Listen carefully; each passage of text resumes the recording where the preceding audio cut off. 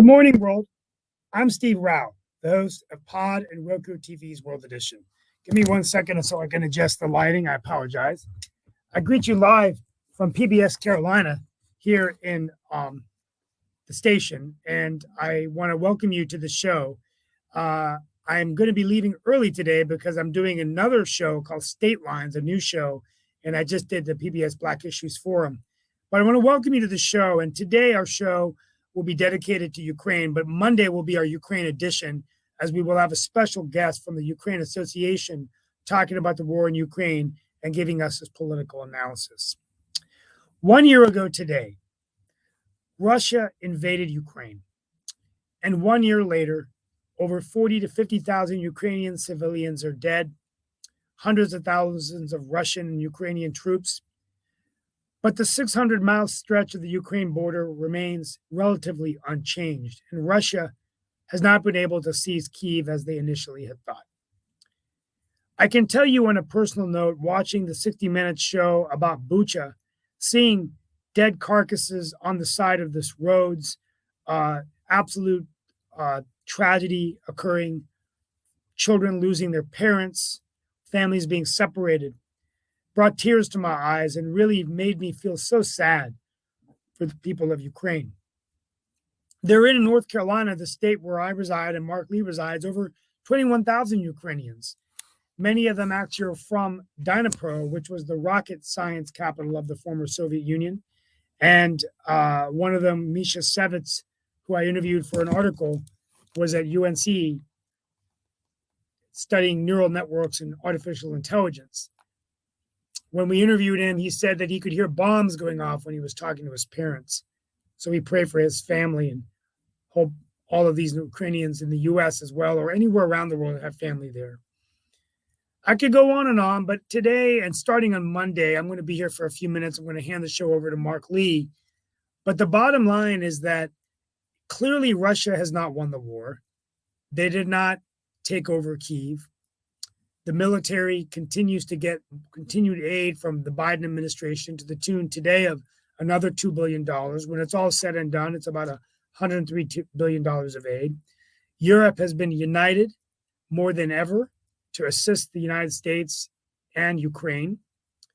And so we are united in our fight for freedom and democracy. At the end of the day, I will tell this to the people watching this show. Ukrainians have been resilient in their standing for democracy and freedom. But what's at play here, this morning I was asked in the news about whether the billions of dollars of aid that we are spending in Ukraine could be put to other uses in America. Yes, that is the case. But I don't think that abandoning aid to Ukraine or taking our eyes off the ball would do us any good. Clearly, what's happening here is a violation of the international rules-based system we've had in place since World War II, that a stronger, larger country could not invade a smaller, sovereign country, a free country, a democratic country. And if Ukraine loses or Russia was successful, then what would prevent China from invading Taiwan? What would prevent other dictatorships to invade other weaker countries? The entire system would be in havoc. So I think it's important for the United States, just like in World War II, that we lead these efforts, that we stay united and do what we can. I'll close out with the fact that I think our strategy needs to change in terms of how we punish Putin. Sanctions are not enough. And I think maybe an energy strategy that weans away our dependence on foreign oil, along with Western Europe, who gets 25% of their oil from Russia, and of course, India and China. As Fareed Zakaria has said on the show time and time again, the two things that have kept Russia going are oil and gas, oil and the military. But I think it's fair to say that the Russian military credibility today has been completely obliterated. Their military has just not been as strong. The troop morale is down. Maybe the Soviet Union or the former Soviet Union, now Russia, has never been as strong as it's claimed to be. So we can get them with oil. I think we're going to be in a much better position. But we want to thank the people of Ukraine for their solidarity, for their inspiration, and for a reminder that freedom is worth not only fighting for, but dying for. Long live Ukraine. Today we have with us Mark Lee, other analysts will be joining. We've also got Lee Newton Rhodes with us, as well as Dr. Dan Worthington. So that is who we've got with us and everything. We thank you. I'm going to take about 5 minutes. We're going to leave today. Monday will be our Ukraine edition, where we have a actually dedicated person that's going to be talking about this. But when I mentioned that, I thought of Dan Worthington when I made my remarks, because he's a veteran to our country, and you put yourself out there to fight for freedom, and I think it's important. And the question was hard for me today. Well, would I want to pull all the aid and give it to the U.S.? Yeah, if I had $100 billion and I could put it in U.S. domestic uses, I would. But I don't think abandoning what we're doing is the right thing either. So I think we got to stay committed. And I do believe that Russia will lose if we can continue. But how do we define loss? Is it not winning? Is that a loss, or is it actually getting them to retreat? I don't know. Well, Dan may have some thoughts, but one of the things I was going to ask, and I don't know people's thoughts about this, but that's $100 billion or however much money that has been put in aid and everything. After the rebuilding of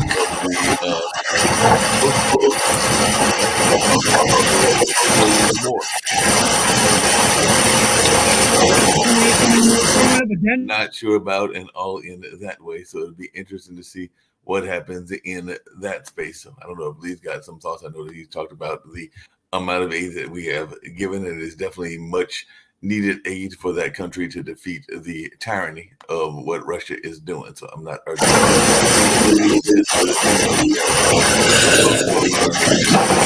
about what's going on with the amount of money that is being poured in and all along those lines. So I don't know if anybody has any thoughts around that. I was actually surprised by some of the countries that decided to vote against what's going on in the whole situation of the Russian-Ukrainian war, because one of them actually faces their own world war and everything, because one of those countries that voted against it is Eritrea, and my dad actually spent the time teaching in Eritrea for a minute, so I do know that Eritrea is very much of a country that has been at war with Ethiopia for a number of years, but I also know that they are getting support from Russia, so that's probably why they voted in terms of opposing the declaration, because the 6 countries were Belarus, North Korea, Syria, Eritrea, Mali, and Nicaragua. So definitely not overly surprised by some of those, but there were also quite a few countries that decided to abstain. And of course, China was one of those. I think India was one as well. A number of countries that decided to abstain. It was like, is that on my end, guys? Excuse me? Is that on my end? I don't know what noise that is. I apologize. Steve, it's not you or me, because we both muted and it still came through. Yeah. Okay. Was it Dan? Well, I don't know whether it's... Well, guys, I'm going to leave early. I'm going to let you guys talk about Ukraine, talk about the train derailment, what's going on there, winter storm coming in. I'm going to get ready for my next show, but I will be back on Monday for our Ukraine edition. So we're moving that to Monday. I want to thank you all for being with us. I'll end with this. Whatever you can do, go to UNICEF, go to Red Cross, try to donate some money to Ukraine, pray for Ukraine. Today, let's remember what they're doing over there. Let's pray for their families and pray for any Ukrainians. And Sasha Starr is not here today. Hopefully he'll be here on Monday for our Ukrainian show edition of World Edition. So thank you all so much. Be safe wherever you're. I'll try to chime back in, but I got to go get ready for a live show here in 40 minutes. Sounds good. Thank you, guys. Yep.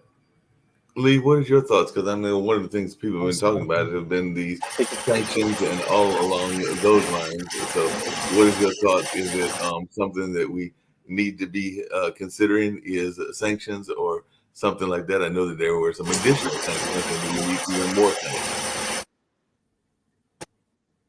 I know the sanctions is going to work because who's doing the sanctioning?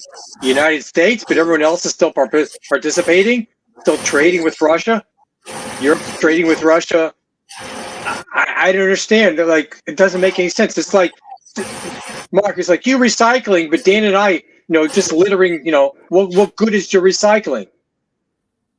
Right. I mean, yeah, if everybody else is not doing it, what is the purpose behind it and all along those lines? So, yeah, that's one of the questions that folks are going to be asking is how effective is it and how can it be made more effective in that sense? The UN needs to get either on board or not. All the countries together en masse, not just one or two. I don't understand. And in terms of supporting this, I think it's extremely irresponsible, and it does a disservice to the taxpayers to give Ukraine, as good of a cause it may be, an open checkbook with no accountability, with no end in sight. Do we not have limits? Do we not have control over this money? Yeah, we've talked about that before, especially with their history of corruption. And the other thing that, I think everybody's sort of glossing over is the fact that Ukraine really doesn't have a democracy right now. They're living under basically martial law. And, so in the United States, when we fought for liberty and freedom and defended the country and defended other countries against aggressors, we didn't suspend the rights of habeas corpus and other constitutional rights in this country. We didn't restrict the freedom of the press or do anything else like Zelensky has, right? So it's not really the same thing. And in all fairness, Dan, we did during the so-called pandemic. We restricted a lot of normal rights that we had. Oh yeah, but nobody really agreed to that, right? And it was never officially done. It was unofficially done, and it was in cooperation with the media and social media and the FBI and them conspiring to sanction. And it wasn't forced. Yeah, it was enforced. No, you're right, but it was an unconstitutional actions by government officials in concert with corporate people that affected our rights. And the biggest problem was it was a single political party or point of view that was being censored, that of conservative voices and patriot Americans, rather than these bunch of sissy liberal purse snatching, luggage snatching weirdos that happen to be on the other side. Right? That is a strange story. Yeah, I know, and it's just gotten crazy stupid, right? All right, so am I sorry for Ukraine? Yes. Should we be there supporting them? Probably. But should it have limits? Yes. Putin is trying to has dreams of reuniting the Soviet Union. We know what his plans are. We can't let that happen. And then on the other hand, the financial accountability and Dan, that kind of thing is really, really troublesome, right? Just for clarity, you said that we should be there. They're not a NATO country. Does the United States have an obligation to every country in the world to be we the don't policeman? have an obligation, legal obligation to be there, Lee, because they are not NATO. But as has been pointed out many times, it would be more expensive for us not to help them than it would be to help them long run. I mean, if the Russians were able to take over Ukraine and defeat them, it would be perilous for the world because of the resources, natural resources. But is there no limit? I mean, Vietnam, we were in there a long time. We walked away, not saving face. Well, Lee, Afghanistan, we were there a long time. We walked away in embarrassment. Lee, but we haven't. We I'm sorry, we have another standpoint. I was going to bring in Sasha. We've lost no troops. They're defending their country. I mean, we do have some Americans over there fighting, certainly, but they're there in a private capacity, right? And so it's like either we do or we don't. And I think it's better that we help them, like Sasha has said. There is a balance, though. I'm not as crazy as Sasha about this. There has to, because I'm not a nationalist, and Sasha is, and it's okay. He's got his view, I've got mine, and so there has to be a balance to this. There also needs to be responsibility and accountability, and I don't think that's there. That's principally my problem. Plus the fact that to suspended all rights to the people, free press, other things, there really is troublesome. I think that's really difficult because they don't really have a true democracy right now. They have a dictatorship. Dan, may I add something to that? What worries you worries not only you, but it worries a lot of people, including myself. Sure. When I heard the first programs a few months ago that there might be some corruption in using American funds and so on, I started to dig into it. And you know who first discovered that? Ukrainian journalists. They themselves uncovered this certain improprieties and so on. And now when United States sends their delegation, both Republicans and Democrats, to go through over all books, procedures, everything, how that helps arise, how it's administered, and so on. So far, they haven't found any improprieties. Oh, sure. They're not gonna find it. Why not? They can ask any questions. They can see any documents, procurements. Okay, here cash comes. There are so many, say $10 million came on what bank account. Now all the moves from that bank account to where they have access to absolutely all 100% of information. So to they you know, they're well, we don't know. There's everybody's some kind perfected of this art a of corruption. concealing funds. Doesn't make Biden's sense. are great at it. You know, Clinton's were really good at it. Zelensky is really good at it. I mean, you know, everybody's good. I mean, you have these international bankers that are in cahoots with them. Everybody's there to, I mean, they make money hand over fist. Don't get me wrong. There are also some, you know, arms and other things that are being provided to the troops. But you don't think Zelensky has an offshore Swiss bank account getting fatter off this, then I think you're very naive. I'll tell you about Zelensky is that before the war, even before he became president, he was incredibly wealthy man worth hundreds of millions of dollars. He used to have a couple of apartments in Miami Beach area in very posh presidential areas. He sold them all when he became president of Ukraine. To tell you the truth, And therefore, therefore, I'm thinking about the fact that to insist on the fact that Zelensky, among others, is a criminal and he's shoveling the money in his bank short account or so on. This is same talk. It reminds me what Republicans are talking about stolen election and so on. No proof, but just keep talking. Well, I mean, you know, he's no different than Biden. No proof is right? required. So, Sasha? anybody has No. proves that Ukrainian embezzled I money. just want to make sure I understood what you said. Talking. Well, they embezzled money. Well, there is a corruption. Oh, blah, blah, blah, blah, blah. It's a typical Republican Fox News talk. Well, and it's a typical Those are Ukrainian, you know, patriot that you are, that would be taking the position you are, and anything, and really demonizing anything that stands in your way of your view. And so, you know, your perspective is colored by your desire to support Ukrainian at all costs. Zelensky is corrupt. We know that. Everybody knows it. Stop right here, Dan. You're much more responsible for your words than anybody here on a panel. You're really top-notch professional. You have certain designations. Please respond. How do you know? And you are saying in the open air that Zelensky is what is he, a crook, a criminal?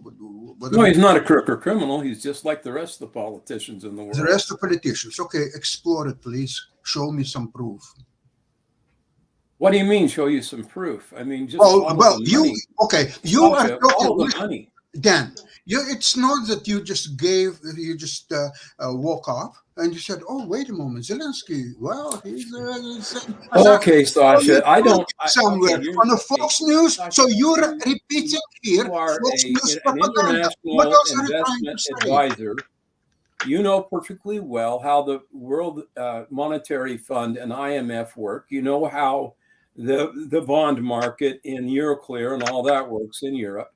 You know how all those. It's not concerning the wartime. It's not concerning the wartime when a country is fighting for its survival. And you are repeating Fox News lies, propaganda. It just doesn't make any sense. You know, the Clintons were involved in that in a heavy way because they were given access to it. Zelensky and the rest of the politicians in the world are part of that happy family of corruption and No, using the World totally Banks and disagree. creating wealth No and proof that kind of thing.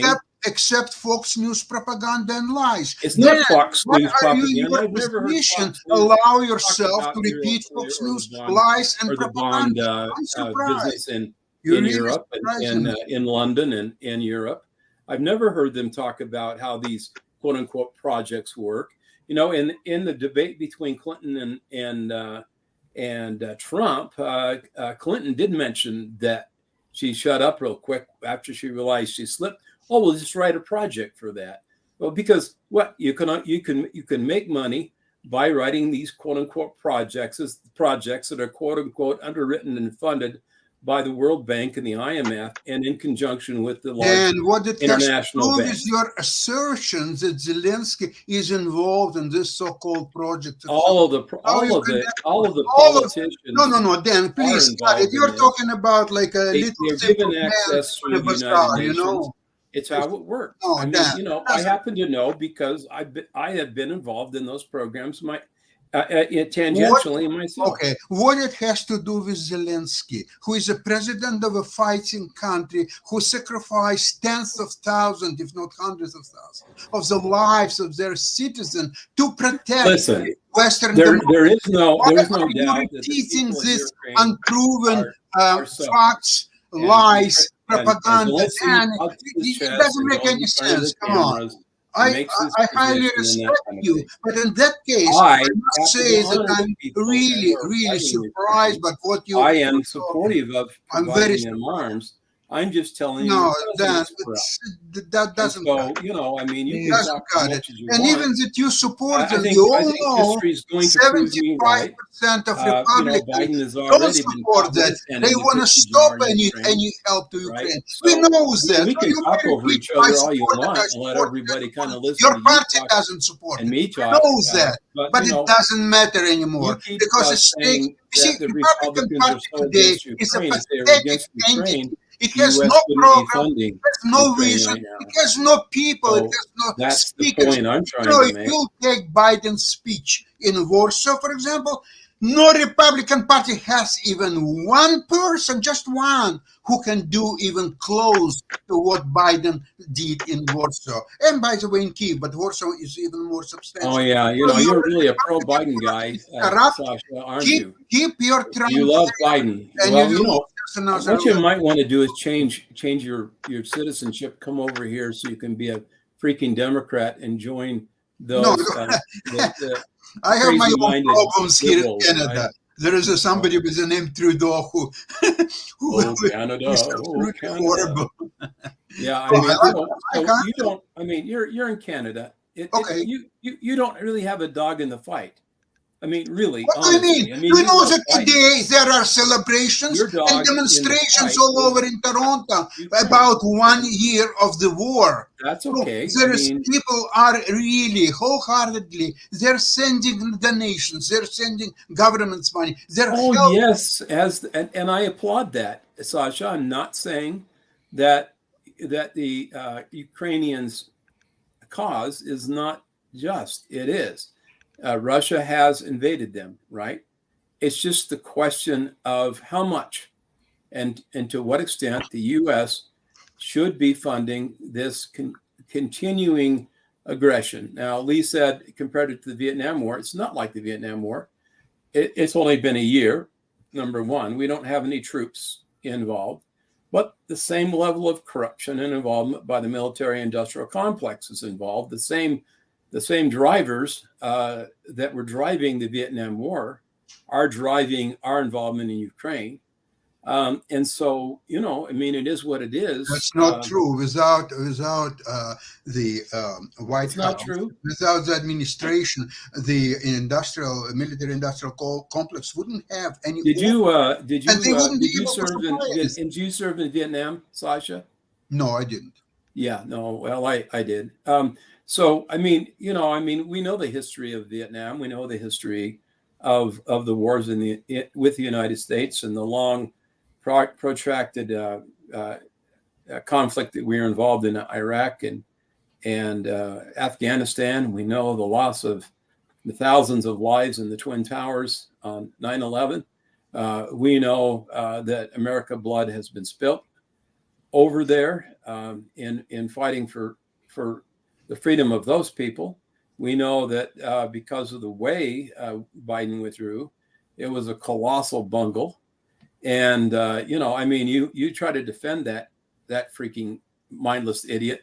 No, And no, all no, the time, no, I I'm don't not doing that at I all. don't get it. I'm upset with certain Biden moves, just like you are. For example, the same withdrawal from Afghanistan or so. And you keep applauding his speeches. He doesn't write his speeches. He's brilliant. Just He admit it. doesn't You write don't his have speeches. any Czar, politician. he doesn't the write his Republicans speeches. who can He do has anything. speechwriters who write close his speeches. to it.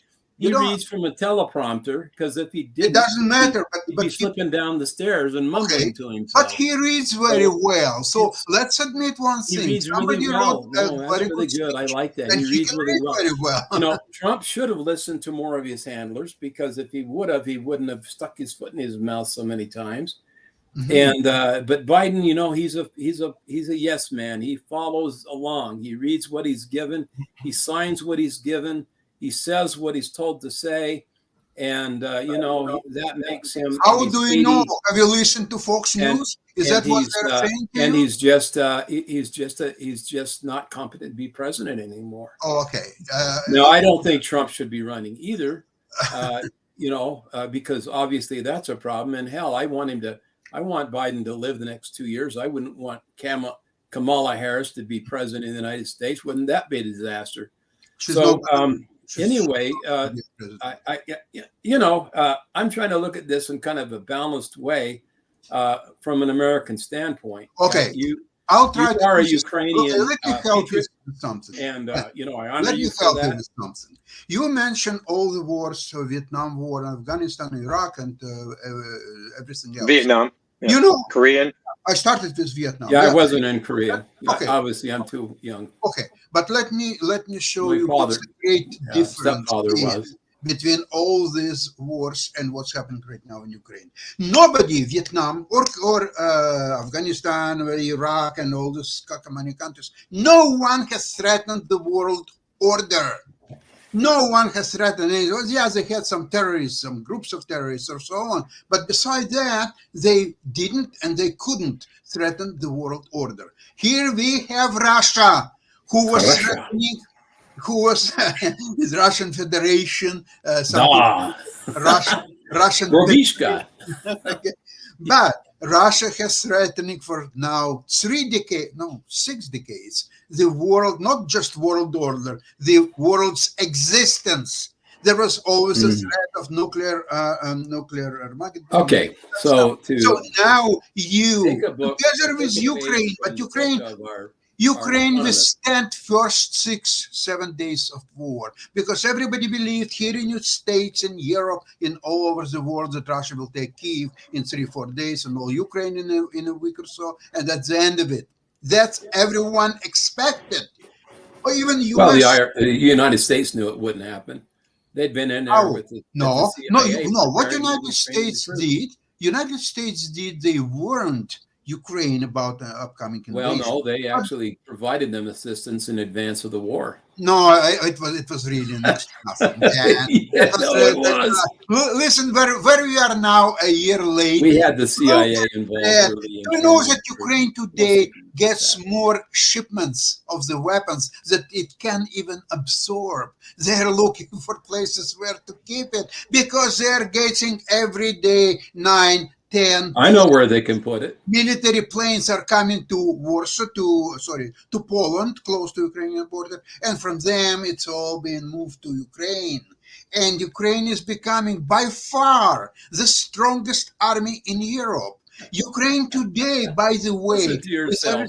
Hey, Sasha, just really quickly. It's really quickly. You raised a couple of questions that I gotta ask and everything because, well, one, I'm surprised that a group of folks that are at a certain conference. I'll get to that in a minute. But you said that nobody has disrupted the world order. There used to be this thing called colonialism and things of that nature. I would argue that in some ways, China is the new colonial power. Oh yeah.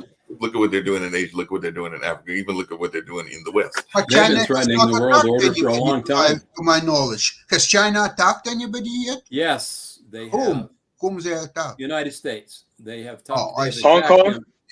They have attacked them politically. How many They have people they killed attacked them already? economically. They have attacked them socially. They have stolen their technology. Sasha, they have been at war with the United States for a very long time, and for you to deny that is absolutely childish. I mean, It's not a war that Russian waging against Ukraine. We are talking about different things at all. If China, well, I mean, if you're talking about the China's ability to create new and more advanced technologies, because we give them money to expand their military industrial complex because of the imbalance of trade deficit in the United States. They're buying up our debt. They're buying up our land. I mean, they're creating a terrible insecurity between the United States and them just by a balance of assets and other things. You know, so there is this very serious problem with China. China is not stupid. They know that an invasion of the United States would result in, I mean, because what everybody has, 7 guns? United States. I have 7, and we know how to use them, right? And so it's like you want to attack the United States, you pay a very, very, very dear price because of our armed militia, our armed civilian population. Now, you passive Canadians, you don't even know how to fire a gun because you guys are up there pansy-ansying with your prime minister, who's sort of half woman, half man anyway, and you just half black, half white. You know, he doesn't even know what he is, and so we. You know, actually, some people discovered that his real father is Fidel Castro. Oh, well, that's probably true too. I mean, you know, who knows? I don't know. I don't know. I don't care about Trudeau. You know, you do. I mean, see, you hate him. I have to. That makes it's funny because you hate Trudeau and you seem to like Biden for some reason, and I don't get it because they're both of the same stripe. They both promote the same world order type of ideas, and they are in there to support. And you know, you talk about the world order.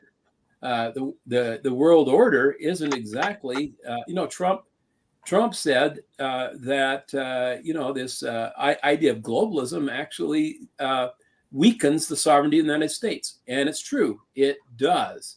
So certain choices have to be made vis-a-vis sovereignty and globalist ideas and balance. We're not the full employment, responsible for the full employment of the world. Right? To the extent that trade deals benefit the United States and other countries, well and great. To the extent they don't, or it makes it so we're not producing the things that we need strategically in our country, then we need to look at those priorities and balance those issues. And particularly with countries that are not particularly loyal to us or are sitting on the fence, like India. You know, Steve talks about India a lot. Well, India is not exactly our friend. They're not our enemy, but they're in it for themselves. And so we have to watch out for India. They're emerging, right, as they want to be a superpower. And so you have to look at it this way, Sasha. All these countries are really in for it for themselves, right? Okay. Russia is, Ukraine is. You talk about Ukraine becoming the strongest military in Europe. I don't know that that's in our best interest to have them be the strongest military in in Europe, because we don't know if we can particularly trust them. Now that they need us, yes. What makes you say such things? Just explain to me. Okay. Well, you're a Ukrainian. Because you're listening to Fox News? Is that why? No. What else? They're another country. They care about one thing, Sasha, and that's themselves. So we're setting them up. Every country does so. So we're setting them up to be the replacement power for Russia. Is that what you're telling me? Is that what you want? Yes, it's what you want. But there is you want them to absorb other countries like Russia would. As I said before, yes, Russia was threatening world war for the last 60-some years. Ukraine never threatened anybody, right? So why are the Middle East have been fighting for thousands of years, right? And even people with the same religion, but they're different sects, so they can't stand each other. And so they fight over stupid things. And people You know how many millions of people died in the war between Iraq and Iran back in the a few decades? It was a religious war. It's about 20 million people died. 20 million. And how many between England and Ireland? That was probably a lot as well. Listen, No, Dan, it wasn't really. I mean, it was local. I can send you a link to a fantastic debate in England just recently about is our world better with religion or without? And you know, if you take most of the wars throughout the history, they were all religious wars. And the world is not much better off with religion. They used there are so many wars they that are used being religion waged. as a pretext, Sasha. It wasn't a religious war. They used religion as a pretext. That's always the way it works. Sometimes Politicians are the ones that create the wars, not clergy. And it's always Wait, done Dan? only- I'm sorry, I want to back up on Sasha for a second. I think most of the wars were not religious, they were secular. It was communism, it was Stalin. There were a lot of it in China. These were not religious wars that were killing all these people. Well, you're talking about recent development, you're talking about 20th century, but I'm talking about... Well, and and remember, Sasha, years. China did participate in the North Korean War. China did Yes. participate in the Vietnam War. Yep. China has participated in wars in the past with great aggression at the cost of many thousands of American lives. And so to say that China hasn't been an aggressor, they're perfectly capable of it. No, talking about That's Taiwan and Hong Kong. Hold on a second. I got to back up on what Lee Wars. just said. Sasha, correct me if I'm wrong, but I know that it wasn't a religious war. But as I recall, didn't Stalin have this whole quote about religion being the opiate of the people? So in that sense, it was somewhat of a religious war, if I remember the quote correctly. But I do remember. Well, Stalin viewed religion that way. That's why he wanted to abolish religion in the Soviet Union. He wanted the state to become God instead of God to become God. Then it started even before Stalin came to power. It started with Lenin himself, who has said that we are atheistic state. We don't have any religion. Religion is nothing but just to like opium for the nation. And Stalin was wrong, as we know. Stalin continues the same line. No, listen, I'm not to defend here Stalin or Lenin. No, I wouldn't think so. He was an idiot. Defending. But listen, in many ways, Putin now came to the point where he is about to exceed, or maybe already exceeded, the the most horrible people in history, which are Hitler and Stalin. Well, except he hasn't killed 20 million of his own people yet. I'll tell you that, yes, I agree with that, but it's not just a question of math. It's a question that Putin, with the last year's invasion, he's put on the line the lives, the happiness of millions, of tens of millions, of 140 millions of Russian people. He has. So he ruins their life for the next generation, maybe even more. Yeah, for what reason, right? For what reason? You tell me. There really isn't a lot to gain. But Sasha and Dan, I do have to ask a question about that. He gets some technology, but that's, he gets some farming capability. He just wants to expand the footprint of Russia and then the people that it controls.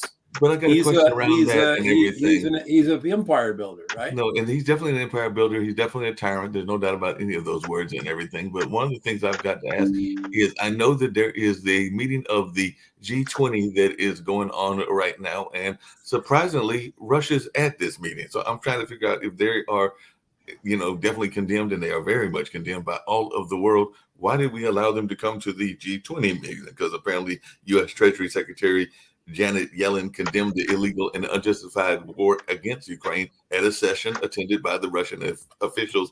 And then she urged the Russian officials there to understand that their continued work for the Kremlin makes them complicit in Putin's atrocities. They bear responsibility for the lives and livelihoods being taken in Ukraine and the harm caused globally. So I guess India invited these folks over there, and there are folks that are trying to say that kind of what folks have been saying here as well, that there are other issues going on. And I know that Sasha has definitely said that this is the most important issue, but Jeremy Hunt, who is the British Treasury Secretary, said that we are pleased that there is such unity among democracies that this cannot be allowed to happen. We don't think that the job is by any means done, there is no choice between whether we focus on Ukraine or focus on other important global issues like climate change. In the end, if we don't resolve global security threats, there can be no progress on those other areas. So he's actually saying what you say, Sasha, that this is the most important issue in the world. But there are some other folks that are going, like, even at that meeting, that are talking about other issues. I think even Modi said that as countries deal with a slew of challenges in the aftermath of the pandemic, including unsustainable debt, conflict, inflation, and eroding trust in international financial institutions. Okay, Mark, I'll help you very quickly with everything what you're trying to say. If indeed some people, a lot of people in the West, scared of Russia because of their nuclear arsenal, and there could be anytime nuclear war and wipe out everybody. So everybody's dancing around and saying a little bit here, a little bit there, although it's coming to the end. And you know why? Because the latest try to test their rocket, their missile, the so-called Sarmat. Now, Sarmat is a missile which is just named in the new name Sarmat, but it used to be Ukrainian built and developed missile, which they just renamed. But because they don't know how to do proper maintenance, that test was complete collapse. The missile didn't fly, it didn't explode, it didn't do anything at all. So, and they're not doing that very often, but they have to do now because it's about 23 years now, no, 25 years since they last tested their nuclear warheads. And because of the life of the plutonium, isotope, and uranium is 10 years and another 18 years, after which they have to be replaced. So they haven't been replaced. So for all practical reasons, Russia today is nothing. They don't have nuclear arsenal, or even if whatever they have doesn't work, or even if it does work, then chain of command will fail and Putin will press his red button, and in commands they will refuse to follow these commands. So therefore, Russia is really today, it's about 1.5% of the world economy. It's so backward. It's technologically zero. So if that's a real thing, and the West should know whether it is or not, they should just dismiss Russia, gave them ultimatum in 72 hours, move all their troops out of Ukraine, and the end of story. And if you don't, all your Kremlin and everything else will be completely in the Black Sea fleet. Maybe that's why the Russians sent their nuclear boats out as a deterrent against that very thing, Sasha, so it could pre-position their assets and their subs in advance of any first strike capability of the United States. What do you think about that?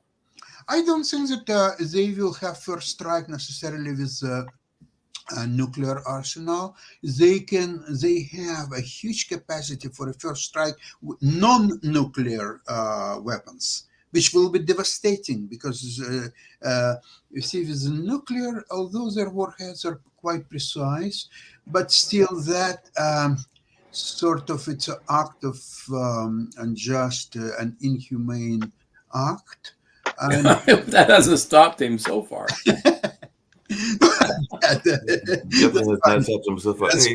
We are trying to get humane.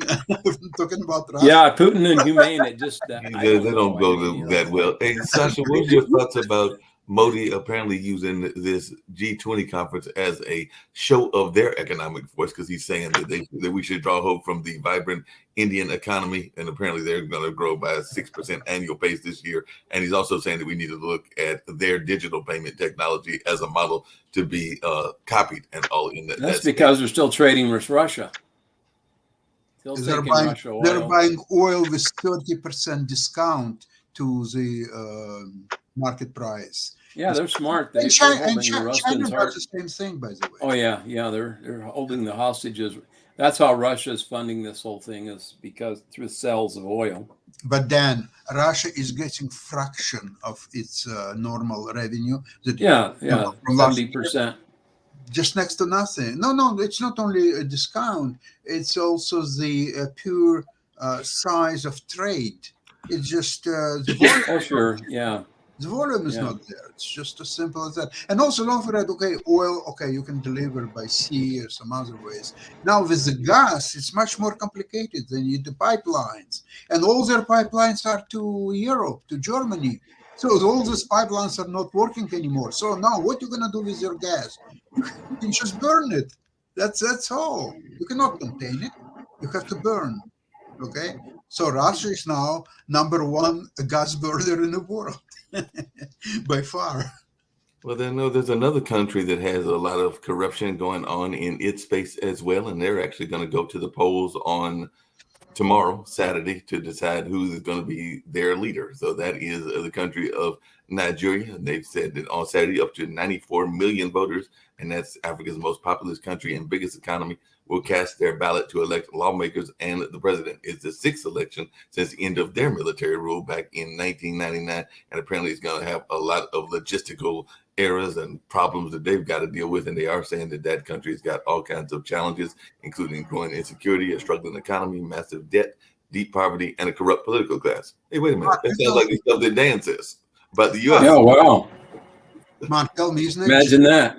Is Nigeria threatening the world order? Is Nigeria attacking? No, they're just doing their telephone scams. Yeah.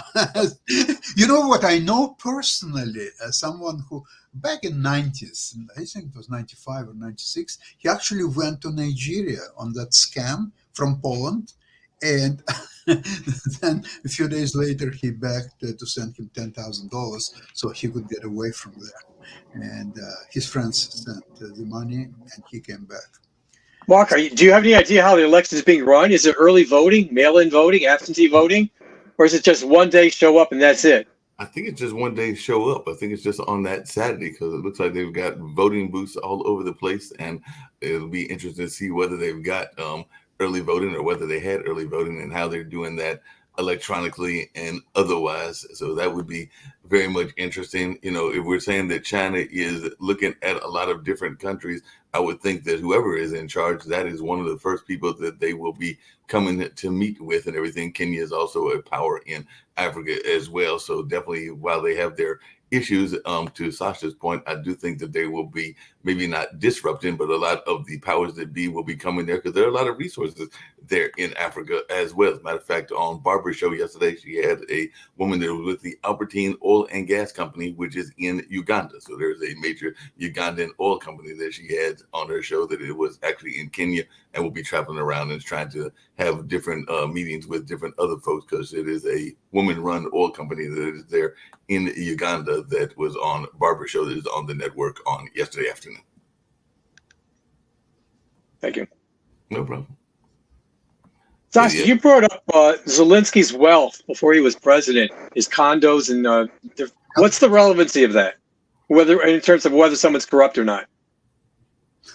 Well, normally you would associate somebody who just became a president and who has a certain thirst for material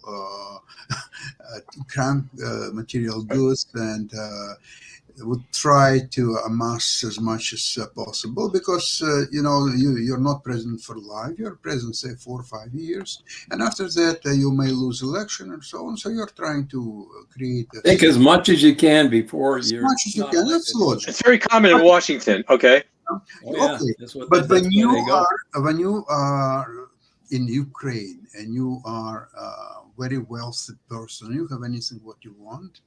You don't need that desire. You don't need to try to accumulate so much. Really? Because you already have one. Wait a I second, didn't Dan. I'm going suppose you somewhere. got wealthy to begin with. Let's see. Dan, I'm going somewhere with this. Okay. Sasha, do you give that same benefit to Trump? Trump? What are He you came in very wealthy as a president. because of Trump, you say? No, you're saying Zelensky didn't need to be corrupt while in office because he came in with all this wealth. I'm asking, do you give that same benefit to Trump coming in with all this wealth?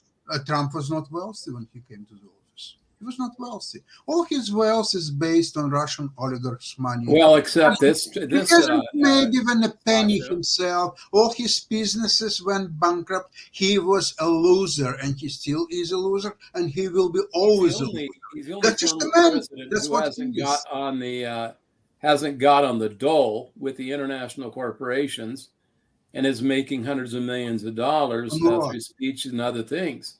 So, Sasha, there's just no evidence for your lame-brained analysis of Trump. Stick to the facts, Dan. Well, you don't need Post-presidency. evidence if you read all materials written about Trump. And what I would assume, even remember, Let's look at President Obama with all his speeches, President wait a Clinton second. and all his how you speeches. compare They set up a foundation, took advantage of Euroclear Donald and the Trump, bond you compare market, it to little took Obama? advantage of foreign money coming in as donations and that kind of thing. I don't even know what Do you Obama's remember doing. I as haven't the really first- been watching it. Do you remember But when he's Trump become became- suddenly a multi-millionaire. I mean, how did that happen? He didn't really have that much when he was president. No, but Trump, no, he's not. He's actually poorer now than when he was president. So explain that to me, if you would. Okay, let me try. You remember on our show, we had quite often a visitor with name David Johnson, who is a great learner of Trump, and he was pursuing Trump for last well over 40 years. And Now, who's this? David K. Johnson, David Yeah. K. K. the Johnson. Trump hater. Yeah. Oh, Okay. he's very So, biased.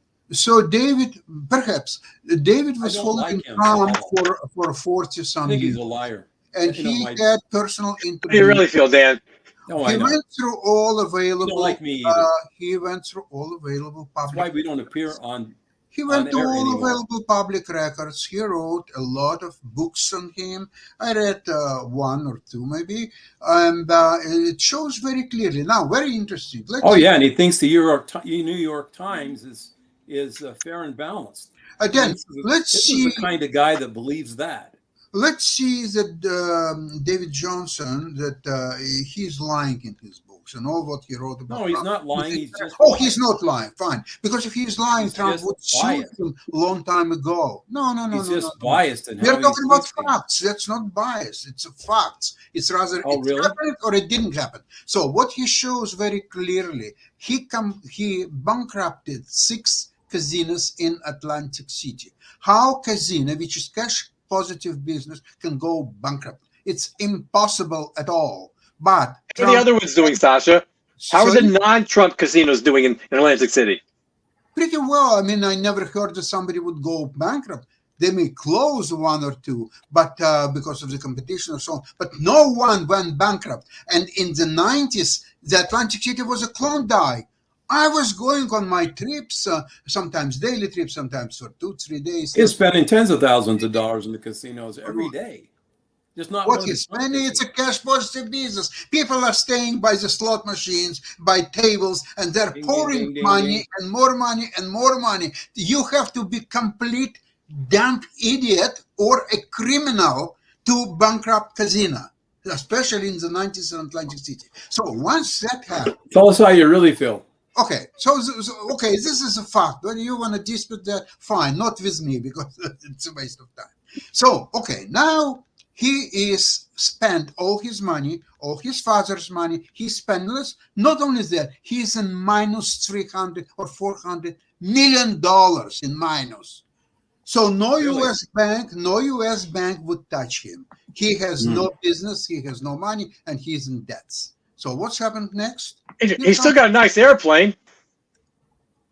He went bankrupt. That what is it? Trump airline, same as Trump. No. His private airplane he still has. He still has his apartment. Business that he was successful at. Everything he touches going all the way down and bringing all people around him down. Look at how many people are in or were in jails because of Trump. All his close advisors and lawyers. No, I think that's probably because Democrats conspired to prosecute them, right? So I mean, give a lot of credit. All of the prosecutors were Democrats who were promoting a political agenda, right? I mean, that's what was happening. Oh, sure. And then look at somebody like General, what was it? Michael Flynn? Michael Flynn, Petraeus. yeah, and all the dirty tricks the FBI pulled on him. He was perfectly innocent and so they tried to bring him down. And right, so the dirty Why- tricks around Why that, President Putin those didn't gimmicks have- around that whole Russiagate thing were all false. We all know that now. The gimmicks around around the Ukrainian corruption were all false. We We know don't that. know that, Dan. We- What's happened when Actually, Mueller we do report know. was And we do know that Biden's son was taking corruption money Okay. from the when Ukrainians, Mueller from the gas prepared his company. report? We do know that all the of a Bidens have sudden, been taking money from a the Chinese. William We do know Barr that the Bidens cut took money short and his funded this investigation, and center. he never had at Penn, access to money right? trail. A lot of the documents who were classified were at Penn. Those monies were provided by the Chinese. Okay, so so I don't know. I guess what's worse, taking money from the Chinese, taking money from the Russians. I don't know. But we know that the Bidens took money from the Ukrainians, the Chinese, and anyone else that would give them Has to money. be proven, though. Has to be proven. Oh, it's been proven. No, never. Oh, Never. yeah. Hold on a second. We got to get to They've got Sasha's Ukraine show shortly. The Okay. only other thing I was going to bring up really quickly, and I definitely want to hear your thoughts on Okay. this, but Continue this we on definitely your- got a minute or two to get to it, is Bye-bye. around the inflation. Bye, Because Sasha. Have a good weekend. US Treasury Thank you. Secretary Janet Yellen said on Friday that U.S. inflation is coming down, but He that ran there is away. more work to do to bring it in line with the Federal Reserve. I know some Mark? folks think we're in the middle of a Mark? recession. Is this the same lady who said the inflation is only transitory? I believe that is the same You lady. can't really believe anything that Janet Yellen says. Yeah, that is definitely what she said, and everything she definitely said that. On the lighter notes, as we get ready to end this show, and this has been another fun show. You and Dan, you and Sasha were just having way much fun going back and forth. So that was Yeah, I know. enjoyable television He's- and all of that. he's so But fun. there was some lighter notes. I did see that Colin Kaepernick was in the news for apparently directing traffic in the middle of a snowstorm. So I did see that. And That's apparently, nice. on a more serious note, Paris Why did he do Hilton that? And where is was it? talking about the fact that she was abused as a child and all along those lines. So I guess Who is it's this? Paris Hilton, the the Oh, Paris. entertainment. Yeah. Paris was in the news as well. I really feel bad for her. So you really feel bad for her? Yeah, she's one of the richest women in the world, right? Oh yes, definitely with I all feel that. bad for her. You gotta feel bad for her. And TikTok is accusing EU of keeping it in the dark over its staff phone ban. And the other thing that I was gonna bring up, and I'm sure they'll bring it up on the media show tomorrow, is the fact that Facebook is gonna have a $12 charge for you to have certain things protected by them and everything. So they're gonna add a surcharge that was added recently. I'll just drop him. Yeah, that's what a lot of People people- just drop it. Who's going to sign up like with Twitter? Who's going to pay for that? Yeah, I Nobody. think nobody's gonna pay these $12 charges or for the ones that No. Twitter or other people want. It's just insanity. But we're gonna That's get a on out of stupid here. idea. Yeah, it's a very stupid idea. They But kill we're the gonna business get- model. Who knows what that business model is, if there is a business model. I just like it so I can see pictures of my kids and stuff. I mean, Yeah. you know, that's the only reason I use it. That's how it Yeah. started. A lot of people, right? Yeah. For a lot of folks, that's how it started. But we're gonna get out of here. As Steve said, we do have two actually special guests. We have the one that'll be talking about Ukraine, and then there's also a woman that'll be coming on, I think, toward the end, that'll be talking about the history of some high achieving women in sports and all in that line. So that's what we got coming up on Monday. Are these So real we'll- women or people? Mark, are these going to be real women or men filling in for the women? Real women, because they're talking about like Janet Okay. Jordan and Jersey and some women from the basketball and other historical women throughout the course of history. But I'm sure we might get to that as well, whether that whole trans conversation, maybe that'll be part of the discussion as well. But let's get on out of here so I can get I think on. they ought to create a separate league. Yeah, and that's what a lot of folks have said. Even one of my guests one time. But right now we're going to get on out of here.